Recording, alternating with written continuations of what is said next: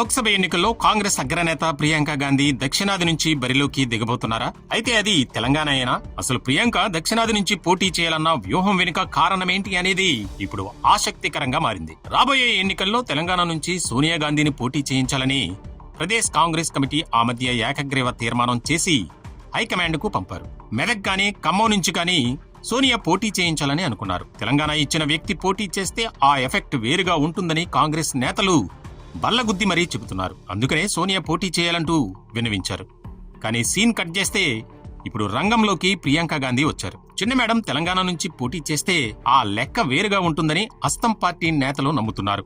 ఇదే విషయం గురించి వ్యూహకర్త సునీల్ కనుగోలు ఇప్పటికే సర్వే కూడా చేసినట్లు సమాచారం. నిజానికి తీవ్ర అనారోగ్యం కారణంగా సోనియా యాక్టివ్ పాలిటిక్స్ నుంచి ఇప్పుడు తప్పుకున్నారు.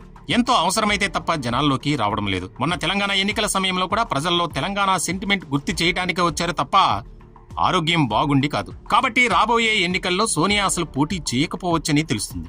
అందుకనే సోనియా ప్లేస్ లో తెలంగాణ నుంచి ప్రియాంక గాంధీ పోటీ చేసే అవకాశం ఉందని అంటున్నారు. సోనియా పోటీ అంశంలో తెర మీదకు వచ్చిన నియోజకవర్గాలే ఇప్పుడు ప్రియాంక విషయంలో కూడా చర్చల్లో నలుగుతున్నాయి. తెలంగాణ నుంచి పోటీ చేసేలా ప్రియాంకను ఒప్పించాలని టీ కాంగ్రెస్ నేతలు గట్టి ప్రయత్నాలే మొదలుపెట్టారట. ప్రియాంక గనక రేసులో ఉంటే అస్తం పార్టీకి రాష్ట్రంలో మంచి ఊపు వస్తుందని లెక్కలు వేస్తున్నారు. ఒకప్పుడు మెదక్ నుండి ప్రియాంక నానమ్మ ఇందిరాగాంధీ పోటీ చేసి గెలిచారు. అలాగే ఖమ్మం ఎంపీ సీట్లో కూడా ఎక్కువ సార్లు కాంగ్రెసే జెండా పాతింది. పైగా మొన్నటి అసెంబ్లీ ఎన్నికల్లో ఉమ్మడి ఖమ్మం జిల్లాలోని 10 సీట్లలో అధికార పార్టీ 9 చోట్ల విజయ డంకా మోగించింది.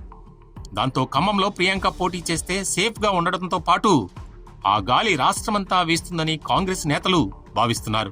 అయితే ప్రియాంకను కర్ణాటక నుంచి పోటీ చేయించడానికి అక్కడి నేతలు కూడా ప్రయత్నిస్తున్నారట. కొప్పల లోక్సభ నియోజకవర్గం నుంచి బరిలో ఉంటే ఎలా ఉంటుంది అనే అంశంపై సర్వే కూడా నిర్వహించారట.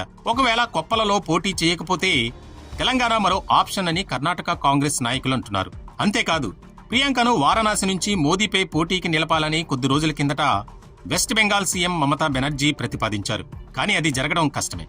మోదీతో పోటీ చేయడం అంటే ఓటమిని కొని తెచ్చుకోవడమే అనే అభిప్రాయం ఉంది. వాస్తవానికి ఇప్పటి వరకు ప్రియాంక గాంధీ ప్రత్యక్ష ఎన్నికల్లో తలపడలేదు.